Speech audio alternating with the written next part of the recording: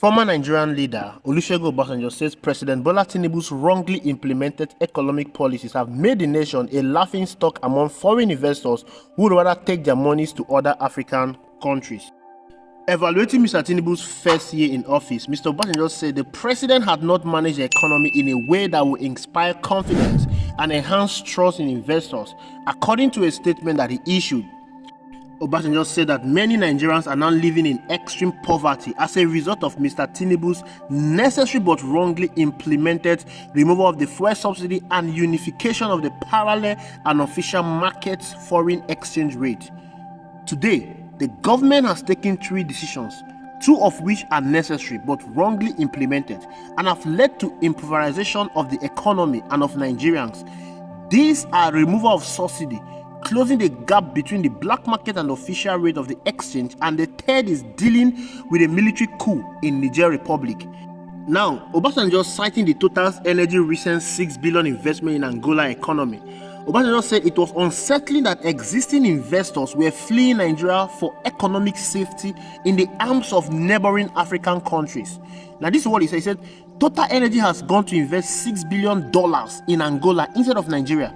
If the truth must be stated, the present administration has not found the right way to handle the economy to endanger confidence and trust for investors to start trooping in. They, foreigners, know us more than we know ourselves, and now they are laughing at us, not taking us seriously.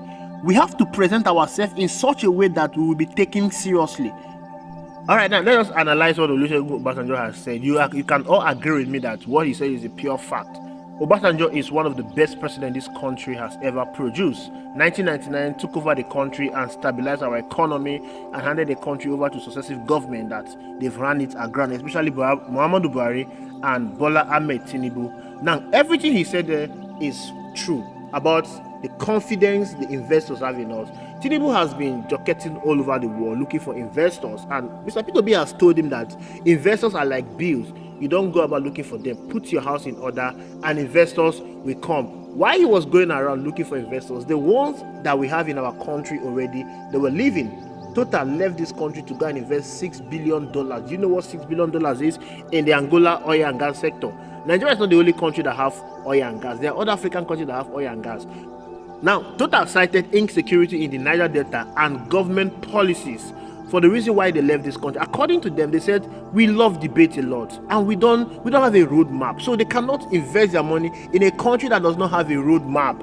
We don't have vision. We are visionless. We are directionless. They want to go to a country that have vision. They want to put their money where it will work. That is what they are saying. They said they cannot come in a country where they will pay their workers and also pay ransom to kidnappers. Insecurity has besieged this country for decades, and we are here to solve the issue. And yet you keep looking for investors to come. No investor will want to come in a country where insecurity is the order of the day. Trust is end. The foreign investors you are going after to look for, they know you, they know the country, they read news, they see what happened in our country. Just recently, Landmark Beach, a 200 million investment was destroyed because they want to build a coastal road. Is that the kind of confidence you want to instill in investors? How do you think investors will come into this country when they read things like that? That means you can wake up every day and destroy their business. Landmark was given 7 days notice. Where in the world does that happen?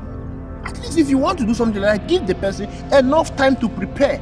And he was telling you, come on, this thing you are doing is wrong. Go to the original plan. And you said, no, you want to realign it. And you realign it. And after realigning it, you now discover there's a cable in the ocean after destroying a 200 million worth of investment. And you expect investors to come into the country. Things are not done like that. Things are not done like that.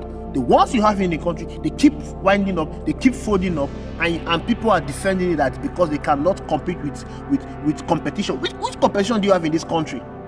While we are talking about foreign investors, you came in and you devalued the currency. The reason why Tinubu was able to do all this is because Nigerians did not ask him questions. They did not debate him. They did not ask him to give him his blueprint on the economic policies. How can you come and devalue the currency? How has he helped? Muhammadu Buhari devalued the currency and he did not help. And you came in and devalued the currency. Now the currency has gone worse to what it is. Now the third one he mentioned, the Niger coup. What is the business of Tinubu in Niger? Tinubu is the president of the Federal Republic of Nigeria and the head of government of ECOWAS. And as the head of government of ECOWAS, he oversees all the other ECOWAS countries. Good and fine, that's right. Now, a coup happened in Niger. The minute he took over power, they had a reason of taking over power. They are Nigerians. They felt bad the way the president was leading the country, and they felt that they need to take over power and stabilize the economy, stabilize the country. Insecurity was besieging the country, and it was successful. They took over power in Niger Republic. But one thing was so significant about the coup in Niger Republic: Nigerians supported that coup. Nigerians wanted the military junta to take over. Nigerians were happy with the coupists. Now, what exactly was the reason why Bola Ahmed Tinubu had to interfere in what happened in Niger? Because he's the ECOWAS chairman. The people there say we want this, and you decided because you're the ECOWAS chairman, you went and placed sanction on them, disconnected lifelong electricity that they've been enjoying with Nigeria, without even putting the people in consideration. What happened? They decided to withdraw from ECOWAS, and after months of fruitless sanction, you decided to lift up the sanction. What a silly mistake. The most silliest mistake anybody can ever do. You are complaining about coup in Niger Republic. Is coup the worst thing that could ever happen in the country? You're practicing democracy in Nigeria. Are we really practicing real democracy in Nigeria? What is democracy? Government of the people, for the people, and by the people. Government by election, elective position. The people will vote who they want to represent them in office. What did we experience in the last general election? Political coup. That's what we experienced in the last general election. The voices of the people were thwarted by the Independent National Electoral Commission. They voted in who they want to vote, but it was overruled by INEC. People were selected in different places by INEC. That is the worst kind of coup that will ever happen in a country, where the voices of the people will be thwarted. It is worse than a military coup. You are not talking about the political coup that is happening in Nigeria, and you want to go mediate with the one that is happening in Niger Republic. What is your business there? Even the judiciary turn the constitution around. Is that not a worst case scenario? Other African countries have been they've been using democracy to change the constitution to remain in power. ECOWAS, AU have turned blind eyes to all of this. But yet, whenever there is a military junta in any country, that is when they will start backing. What is worse than when democracy is turned upside down? Politicians in Africa, they are using this so-called democracy to destroy their country. They are using this so-called democracy to loot the treasury dry. Allow them to enjoy their military regime in peace. They are not complaining. They are not complaining. After placing sanction on them, you decided to run and go and lift up the sanction. Now they've decided to withdraw from ECOWAS. Do you know how devastating that will be? That is so devastating. And you expect the people to view you as someone that is performing, and you want investors to come and invest in this country. The truth is, the activities of the president has rendered the country incapacitated. Nobody, no foreign investor will have the confidence to come and invest in this country. That is the reason why you are seeing the economy is crumbling. That is the reason why you're seeing inflation is skyrocketing. That is the reason why you're seeing insecurity is getting worse. That is the reason why you're seeing the purchasing power of the people has greatly reduced. Because why? The person in charge is not in charge of the economy. The person in power is not in charge of the country. All the policies have all been experimented, a trial and error policies. No one has yielded any result. 1 year in office. 1 year in office. Try and error. They keep doing propaganda, announcing investment that was not signed. Dubai visa lifted up. Everything, all propaganda.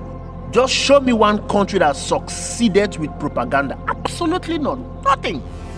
Nothing. Do you want to argue for President Bola Ahmed Tinubu? You can drop your comment in the comment section. Tell me one policy that Bola Ahmed Tinubu has implemented that are affected positively in the life of the people.